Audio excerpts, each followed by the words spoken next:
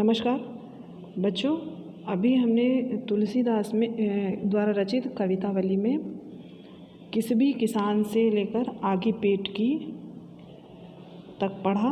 अब हम उसी श्रृंखला में दूसरा खंड पढ़ते हैं, किसान न और हाहा करी। तो चलते हैं। खेती न किसान को, भिखारी को न भीख, बलि बनिक को बनिज, न चाकर को चाकरी। जीविका विहीन लोग सिद्ध मान सोच बस, कहे एक एकन सो, कहाँ जाई का करी। वेदहु पुराण कही लोकहु विलोकियत, साकरे सबय पैराम रावरे कृपा करी।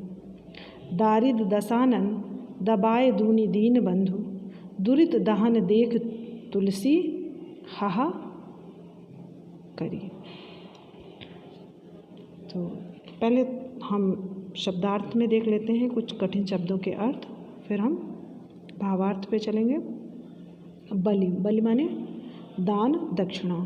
बनिक, बनिक माने व्यापारी। बनिज व्यापार। सिद्ध मान दुखी। एक एकन सो यानी प्रत्येक, सबसे। का करी क्या करें। वेदों, वेद में भी। आपने, रावरे, रावरे माने होता है आपने।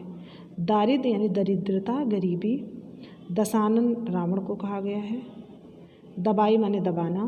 दुनी माने संसार। दीन बंधु गरीबों का मित्र। दहन माने नाश। हाहा करी हाहाकार करना, दुखी होना। तो जैसे हम संदर्भ मैंने आपको बताया है, संदर्भ लिखेंगे कि प्रस्तुत कविता हमारी पाठ्यपुस्तक आरोह भाग 2 से गोस्वामी तुलसीदास द्वारा रचित कवितावली के कलयुग वर्णन प्रसंग से ली गई है।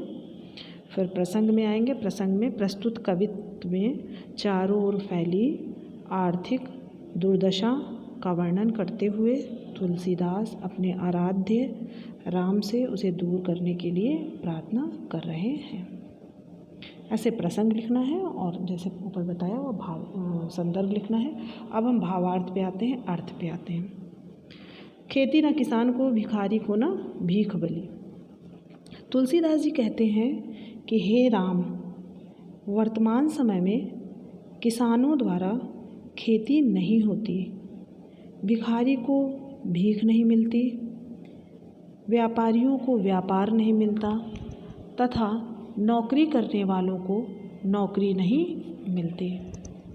इस प्रकार जीविका विहीन होने के कारण सब लोग दुखी एवं शोक के वश में होकर एक दूसरे से कहते हैं कि कहाँ जाएं, क्या करें।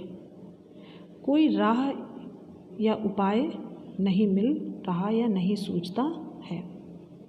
यह तो वेद और पुराण भी कहते हैं तथा लोक में भी ऐसा देखा जाता है कि संकट के समय आपसे प्रार्थना की जाती है और आपके द्वारा ही कृपा की जाती है। आप ही दीनबंधु हैं। दरिद्रता रूपी रावण ने इस दुनिया को दबा लिया है या इस दुनिया में पैर पसार लिया है और पाप की ज्वाला देखकर तुलसीदास हाहाकार करते हैं, यानी अत्यंत कातर होकर, अत्यंत दुखी होकर तुलसीदास दीन जनों की यानी दुखियों की सहायता के लिए प्रभु से प्रार्थना करते हैं। यहाँ खराब आर्थिक स्थिति के कारण समाज में उत्पन्न आजीविका विहीन की स्थिति को कवि ने अत्यंत मार्मिक ढंग से प्रस्तुत किया है। इससे स्पष्ट होता है कि तुलसीदास वीतराग संगत नहीं अपितु सामाजिक दायित्वों के प्रति सजग एवं सचेष्ट रचनाकार थे। यानी वह सिर्फ भक्ति रस में ही नहीं लीन रहते थे, वरन समाज में उत्पन्न व्यथा, दशा और दिशा के लिए भी सचेत रहते थे। काव्य सौंदर्य, कवित्व छंद मैंने पहले भी बताया था आपको। भाषा अवधि है। बल बनिक को बनिज, दारिद दसानन दबाए दूनी दीन बंधु, दुरित दहन देख। इन सब में अनुप्रास तथा दारिद दसानन पद में रूपक अनुप्रास अलंकार प्रतिबिंबित हो रहा है। इस काव्यांश में दरिद्रता को दसानन की संज्ञा देते हुए तुलसीदास ने समाज पर पड़ने वाले विषम प्रभाव का मार्मिक चित्रण प्रस्तुत किया है। दरिद्रता रूपी दशानन इस दुनिया को दबाना, आर्थिक संकट की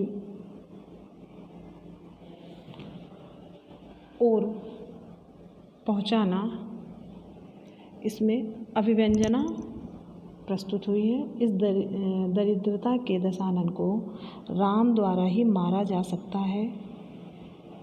इस काव्य में कवि के मन में अपने आराध्य के प्रति अखंड श्रद्धा का भाव प्रकट हुआ है।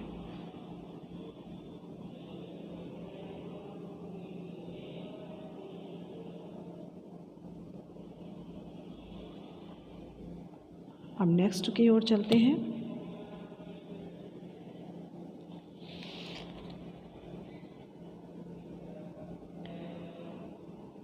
धूत कहो अवधूत कहो, रजपूत कहो, जुलाहा कहो को, काहू की बेटी सो बेटा न ब्याहब, काहू की जाति बिगाड़ न सो। तुलसी सरनाम गुलाम है राम को, जाको रचय सो काहे कछु ओ। मांग के खैबो मसीत के सोएबो, लैबो को एक न दैबो को दो। अवधि है धूत कहो अवधूत कहो। संदर्भ जैसा कि आपको पता है कि हमको लिखना है कि पाठ्य पुस्तक आरोह के भाग 2 के में संकलित गोस्वामी तुलसीदास द्वारा रचित कवितावली से लिया गया है। इसमें कलयुग का वर्णन है। प्रसंग में हम इस खंड में जो हो रहा है उसके विषय में बताएंगे। तो प्रस्तुत सवैये में गोस्वामी तुलसीदास ने भक्ति की रचनात्मक भूमिका को स्पष्ट करते हुए राम की भक्ति के बल के भरोसे जाति पाति एवं धर्म के आडंबरों का खंडन करने का प्रयास किया है। चलते हैं व्याख्या की ओर। धूत कहो अवधूत कहो रजपूत कहो। वे कह रहे हैं कि चाहे कोई मुझे धूर्त कहे। पहले हम आपको थोड़ा सा शब्दों के अर्थ बता देते हैं, फिर हम अपनी व्याख्या पे आते हैं। धूत माने धूर्त, अवधूत माने सन्यासी, रजपूत माने राजपूत, जुलाहा जुलाहा जानते हैं, बिगाड़ माने बिगाड़ना, सरनाम माने प्रसिद्ध, ब्याहब माने होता है ब्याह करना, खैबो माने खाऊंगा, मसीत माने होता है मस्जिद, लैबो माने लेना इत्यादि। अब हम चलते हैं व्याख्या की ओर। तुलसीदास जी कहते हैं कि चाहे कोई मुझे धूर्त कहे अथवा अवधूत यानी वीतरागी कहे, योगी कहे, राजपूत कहे या जुलाहा कहे, मुझे किसी की बेटी से अपने बेटे का ब्याह नहीं करना है। ना मैं किसी से संबंध रखकर उसकी जात को ही बिगाड़ूंगा। मैं तो संसार प्रसिद्ध राम का गुलाम अर्थात दास हूँ। जिसे जो रुचिकर लगे वो कहे। मुझे तो मांग कर खाना और मस्जिद में सोना है। ना किसी से लेना है और ना किसी को देना है। ना काहू को लैब को एको न दैब को दो। ना मुझे किसी का लेना है ना मुझे किसी से लेना है। अर्थात तुलसीदास की इस रचना में कबीर की चाह दिखाई गई है। जिस हिसाब से कबीर थे उसी बात को दिखाया गया है। चिंता मिटी मनुआ बेपरवाह वाला बेफिक्री का भाव देखने को मिलता है। जो जाति पाति और रक्त गोत्र की शुद्धता को आधार बनाकर समाज में व्यक्ति का स्थान निर्धारित करती हैं। इस व्यवस्था के पोषक, धर्म के ठेकेदार समाज की वास्तविक प्रगति की राह में सबसे बड़ी बाधा हैं। तुलसीदास यहाँ स्वयं को इस प्रकार की मनोवृत्ति के लोगों से अलग करते हुए गर्वपूर्वक घोषित करते हैं कि उन्हें यदि भरोसा है तो केवल अपने आराध्य राम के प्रति, अपने विश्वास एवं आस्था पर।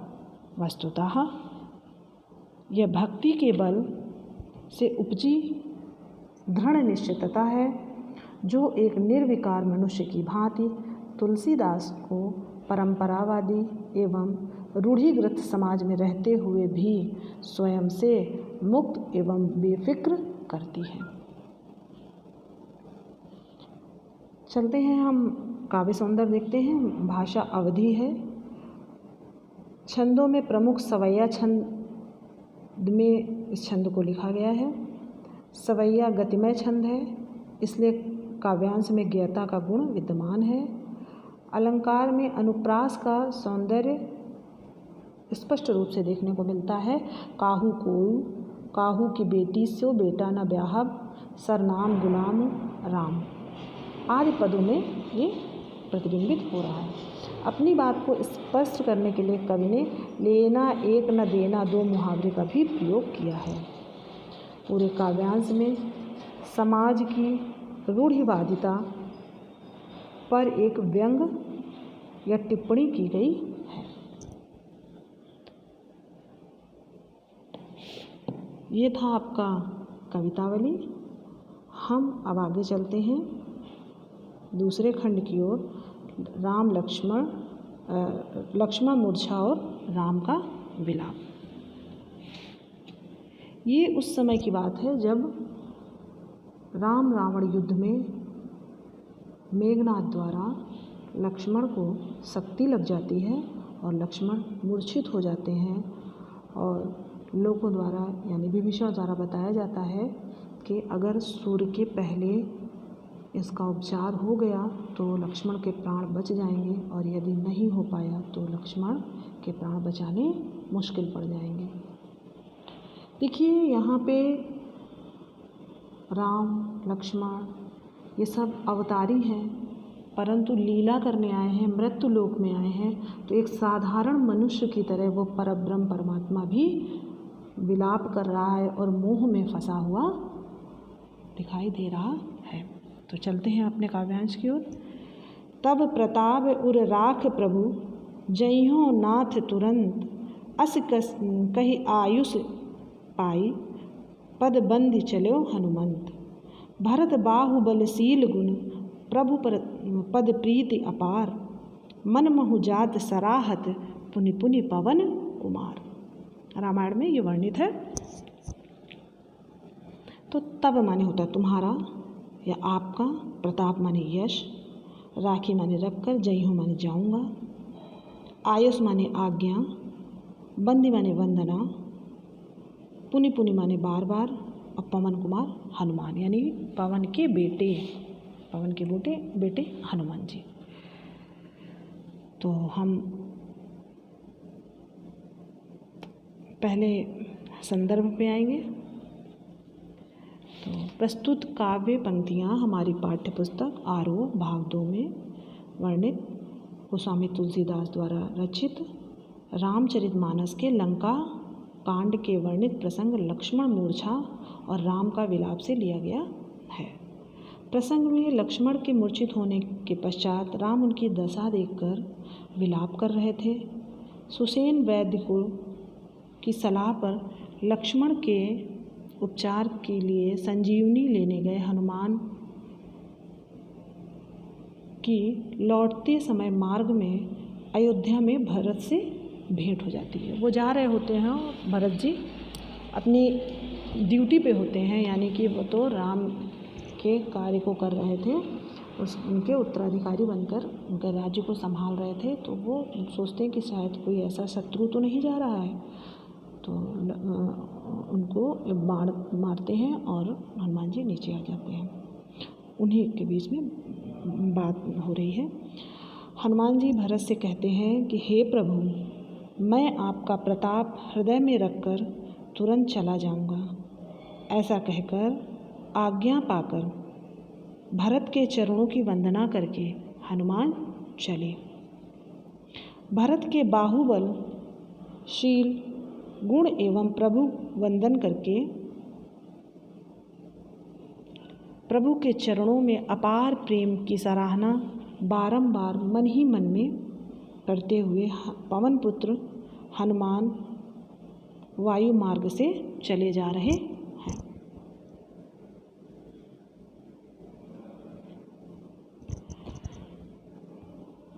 काव्य सौंदर्य, संवाद और कथा का इसमें अनूठा संगम देखने को मिलता है। दोहा छंद का उपयोग करके कवि ने अपनी बात स्पष्ट रूप से कही है। हनुमान जी की भक्ति केवल श्री राम के लिए ही नहीं अपितु भरत के लिए भी अखंड थी।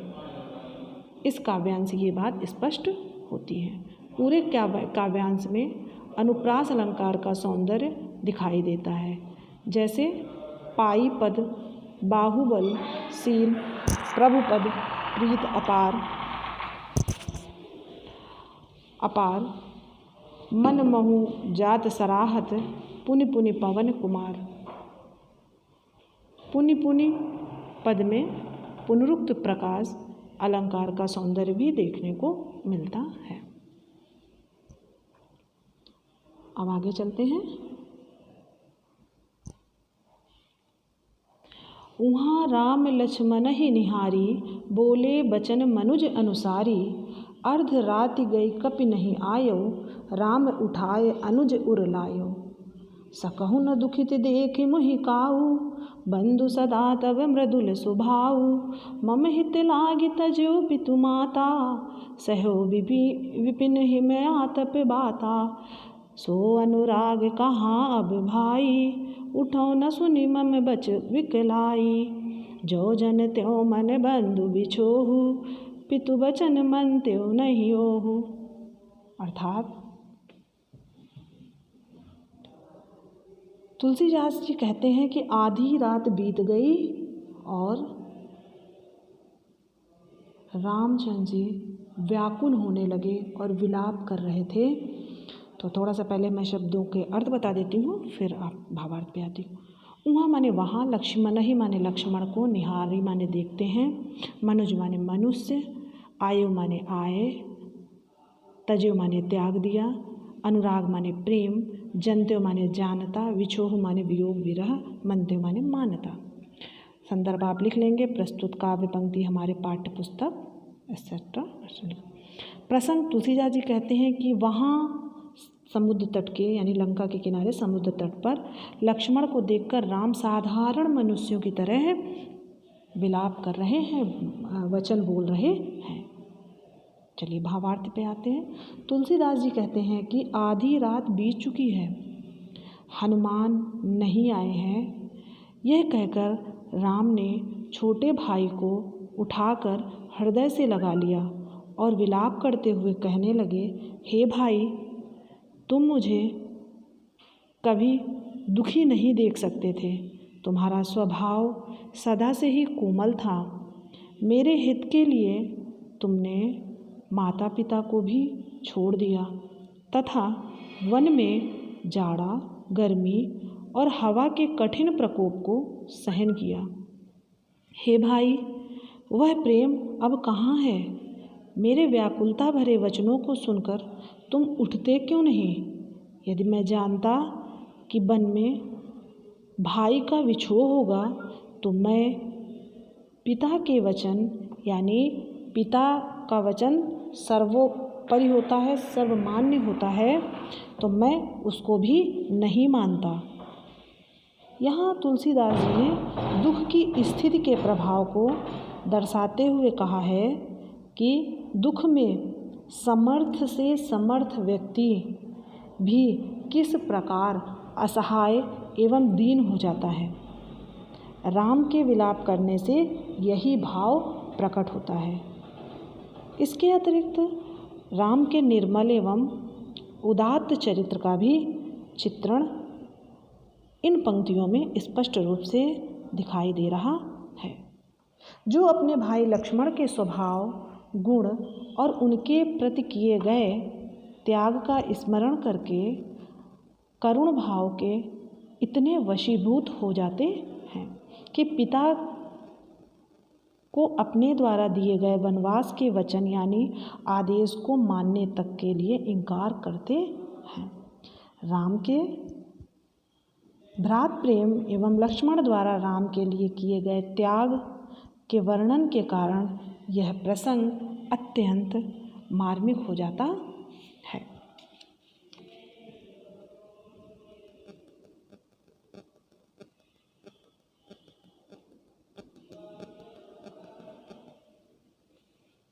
हम आगे तीसरे खंड की ओर चलते हैं।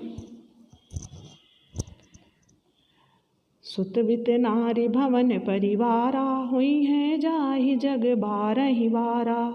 अस विचारे जिय जागहु ताता, मिलै न जगत सहोदर भ्राता। जथा पंख बिनु खग अति दीना, मन बिनु फनि करिबर कर लीना। अस मम जीवन बंधु बिनहु तोहि, जो जड़ देव जीवावै मोहि। जय हो अवध कवन मुँह लाई, नारी हेतु प्रिय भाई गमाई। बरु अपजस सहत्यों जग माही, नारी हानि विशेष क्षति नाही। अर्थात शब्दों के अर्थ देखते हैं। बित माने धन, होई जाही हो जाते, बारह बारह बार बार ही, सहोदर माने सगा, जथा माने जिस प्रकार, मम माने मेरा, जियावे माने जीवित रखे, सहत्यो माने सहता, क्षति माने नुकसान। संदर्भ आपको वैसे यथावत लिखना है। और प्रसंग में यहाँ लक्ष्मण जी की मूर्छित अवस्था को देखकर अत्यंत भाव विह्वल होकर राम जी कह रहे हैं कि अयोध्या जाकर लोगों के प्रश्नों का मैं क्या उत्तर दूंगा, मेरे पास क्या उत्तर होगा कि मैं अपने भाई को खो के आया हूँ।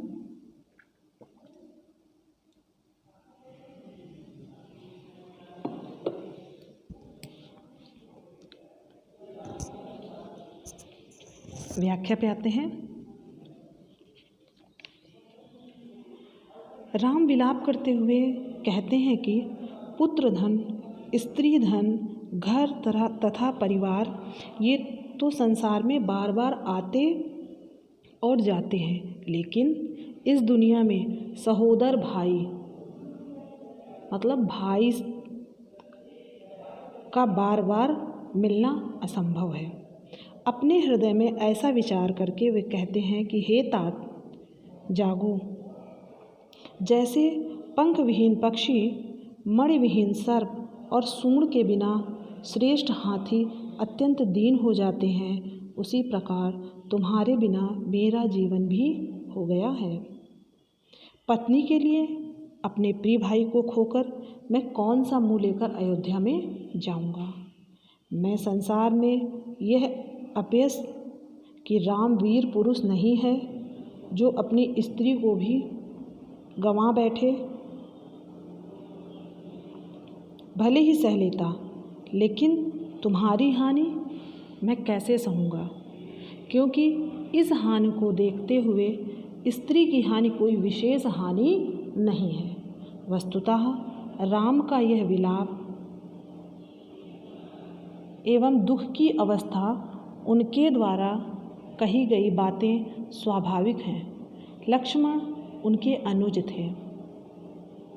उन्होंने राम की सेवा और सहायता करने के उद्देश्य से अपने सुखों का परित्याग कर राम के साथ वन जाना स्वीकार किया था। लक्ष्मण के द्वारा इस त्याग के प्रति कृतज्ञता का प्रदर्शन तथा छोटे भाई को पत्नी से अधिक प्रेम स्नेह देना राम के चरित्र को मानव जाति के प्रति आदर्श एवं प्रेरणापद बनाता है। नारी हानि विशेष क्षति नाही, कहने में स्त्री की महत्ता कम करने का भाव नहीं है, वरन यह राम के अपने छोटे भाई के प्रति स्नेह एवं उसके संभावित वियोग से उत्पन्न होने वाले कष्ट की सोच से स्वाभाविक कथन कहा गया है। राम ने इस काव्यांश में भ्रात प्रेम का एक अनूठा स्वरूप मानव समाज के सामने उपस्थित किया है, न कि स्त्री जाति को कम दिखाने का उनका कोई उद्देश्य था। काव्य सौंदर्य। तुलसीदास जी ने यहाँ राम के विलाप कथन के माध्यम से समाज के सम्मुख भ्रात भाई प्रेम का एक अनुपम आदर्श प्रस्तुत करने की चेष्टा की है। राम लक्ष्मण जैसे स्नेहिल एवं कर्तव्य परायण भाई की तुलना में पुत्र, स्त्री, घर, परिवार सब छोटे हैं, सब महत्वहीन हैं। काव्यांश की परिभाषा परिनिष्ठ अवधि है और भाषा में छंद और चौपाई का चुनाव किया गया है। काव्यांश में अलंकारों का सुंदर प्रयोग सर्वत्र दिखाई देता है। अब हम आगे चलते हैं।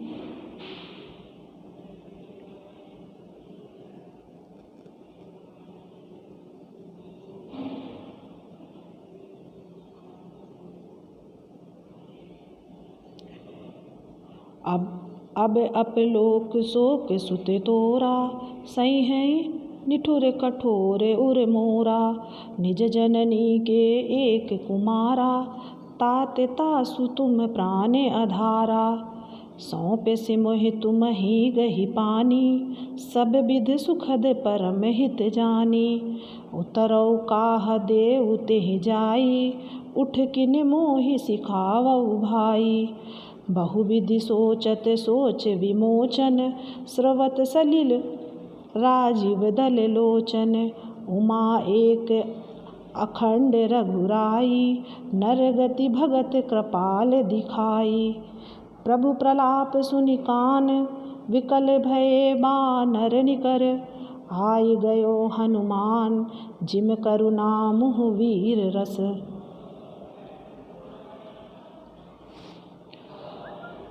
अपलोक अपयश। जननी माँ, कुमारा माने पुत्र, पानी माने हाथ, पाणी, सब विध सब तरह से, तेहि माने वहाँ। सोच विमोचन, शोक से मुक्ति देने वाला राम। स्रवत बहता है, विकल परेशान। रघुराई, रघुकुल के राजा अर्थात राम। जैसे माह, जिम जैसे माह में। संदर्भ यथावत। और प्रसंग में लक्ष्मण की मूर्छा से व्याकुल एवं असहाय होकर राम विलाप करते हैं। भावार्थ, वे कहते हैं कि हे पुत्र, यानी लक्ष्मण को पुत्र कहने में राम का वात्सल्य यानी बहुत प्रेम झलक रहा है। कहते हैं अनुज है, छोटा है। कहते हैं अब तो मेरा निष्ठुर एवं कठोर हृदय यह अपयश और तुम्हारा शोक दोनों को सहन करेगा। हे तात, तुम अपनी माता के एक ही पुत्र और उनके प्राणों के आधार हो। सब प्रकार से सुख देने वाले और परम हितकारी जानकर उन्होंने तुम्हारा हाथ पकड़कर मुझे सौंपा था। अब मैं वापस जाकर उन्हें क्या उत्तर दूंगा? हे भाई, तुम उठकर मुझे सिखाते क्यों नहीं, समझाते क्यों नहीं? इस प्रकार चिंतन मुक्त रहने वाले राम के मन में अनेक प्रकार के विचार आ रहे हैं। उनके कमल की पंखुड़ी के सदृश नेत्रों में, यानी कमल नयन, कमल लोचन नेत्र में विषाद के आंसू जलधारा के रूप में बह रहे हैं। तुलसीदास जी कहते हैं कि अपनी प्रिया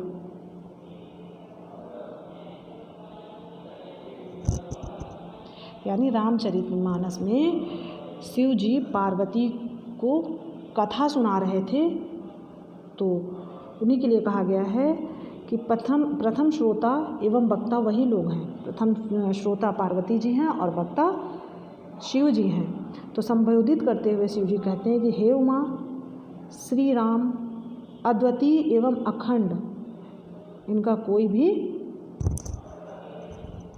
किसी दुख सुख से उनसे कोई फर्क नहीं पड़ता, परंतु भक्तों पर कृपा करने के उद्देश्य से भगवान राम ने लीला करके शोक संतृप्त मनुष्य की दशा दिखलाई। तुलसीदास जी कहते हैं कि प्रभु अर्थात राम के करुण विलाप को सुनकर वानरों के समूह व्याकुल हो गए। इतने में हनुमान जी का आगमन हुआ। हनुमान का आगमन आना ऐसे लगा मानो करुण रस के प्रसंग में वीर रस का समागम हो गया हो, वीर रस आ गया हो, यानी कि एक धैर्य की लहर आ गई। काव्य सौंदर्य कविता की भाषा करुण रस प्रधान है, अवधि भाषा है, चौपाई एवं सोरठा छंद का चयन किया गया है। राम के विलाप का अत्यंत मर्म स्पर्शी चित्रण प्रस्तुत किया गया है। राम के लिए प्रयुक्त विशेषण सोच विमोचन, राजीव दल लोचन एवं रघुराई जहाँ गौरव में उनके सौंदर्य को बढ़ाते हैं, वही राम के व्यक्तित्व की सुंदरता एवं महानता को भी प्रदर्शित करते हैं। कविता में संगीतात्मकता एवं गीता का गुण विद्यमान है। आगे चलते हैं।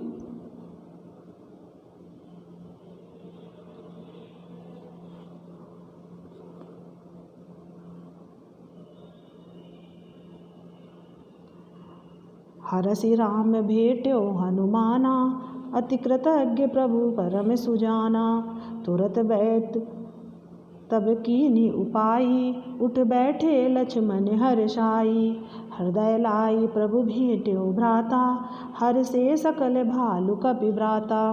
कपि पुण्य वेद कपि पुण्य वेद तहाँ पहुँचावा, जेहि विधि तबहि ताहि लई आवा। यह वृतांत दसानन सुनयु, अति विषाद पुण्य पुण्य सिर धुनयु। व्याकुल कुंभकर्ण पहियावा, विविध जतन करि ताहि जगावा। शब्दार्थ हर्ष प्रसन्न, भेटु भेंट की, ज्ञानी सुजाना ज्ञानी, हर से खुश हुए, तबहि तब, सुन्यो सुना, जतन प्रयत्न, जगावा जगाया। जेहि विधि माने जिस तरह से। संदर्भ यथावत प्रसंग श्री रामचरितमानस में इस काव्यांश में संजीवनी लेकर लौटे हनुमान के राम से मिलने, लक्ष्मण के पुनः स्वस्थ होने, इस समाचार से रावण दल में उत्पन्न दुख तथा रावण एवं कुंभकर्ण के बीच हुए वार्तालाप का वर्णन हो रहा है। क्या वार्तालाप है? तुलसीदास जी कहते हैं कि श्री राम हर्षित होकर हनुमान से गले मिले। प्रभु परम सुजान यानी चतुर, सुजान माने चतुर एवं अत्यंत कृतज्ञ हैं। तब वैद्य ने तुरंत उपाय किया, जिससे लक्ष्मण हर्षित होकर उठ बैठे, खुश होकर उठ बैठे। राम ने भाई को गले लगा लिया। भालू और वानरों के समूह सब खुश हो गए।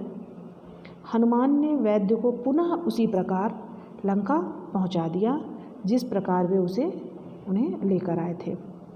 लक्ष्मण के स्वस्थ होने का समाचार जब रावण ने सुना तो वह चिंता से व्याकुल हो गया, अपना सिर पीटने लगा, अत्यंत दुखी हुआ।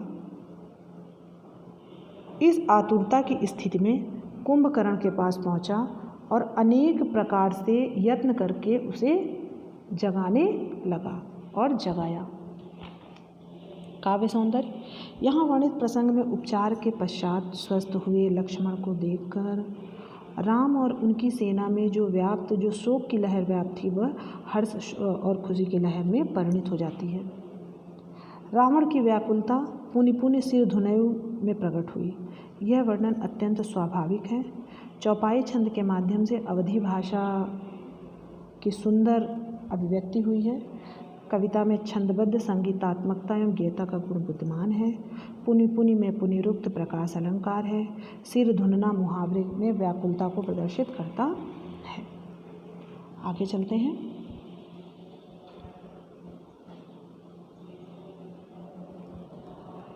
जागा निश्चर देखी देखी कैसा, मानहु काल देहि धरि वैसा।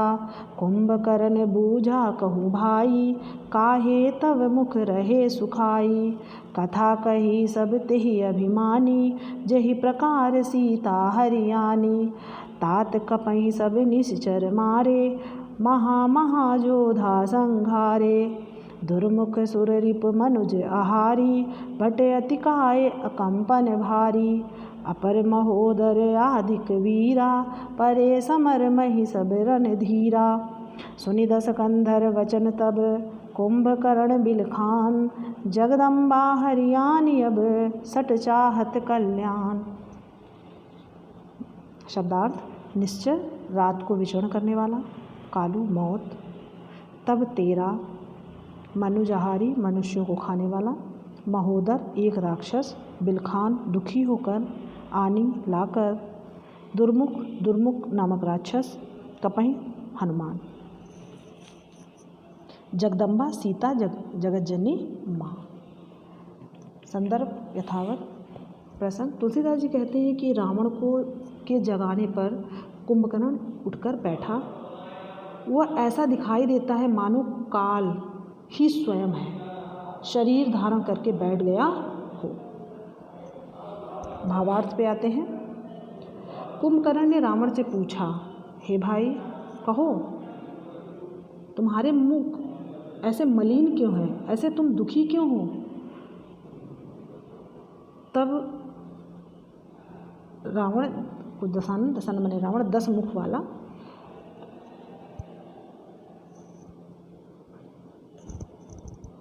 तुलसीदास जी कहते हैं कि इस प्रकार कुंभकर्ण ने के पूछने पर उस अभिमानी रावण ने उससे सीता हरण की सारी कहानी कही। उसने कहा कि हे भाई, युद्ध में बानरों ने सभी राक्षसों को मार डाला है, बड़े बड़े योद्धाओं का भी संहार कर डाला है।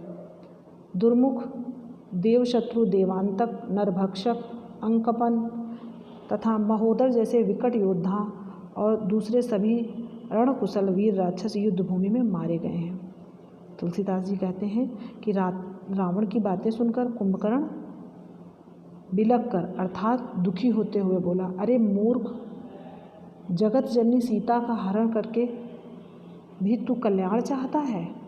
यानी जब बात हो रही है कुंभकर्ण से रावण की, तो रावण की जब पूरी बात कुंभकर्ण ने सुनी तो बहुत दुखी हो गया और कहने लगा कि तू जगत जननी सीता का हरण कर लिया है तूने, और अब कल्याण चाह रहा है, जो कि असंभव है। काव्य सौंदर्य भाषा अवधि इस काव्यांश में दिखाई दे रही है। काव्यांश में चौपाई एवं दोहा का छंद का प्रयोग हुआ है।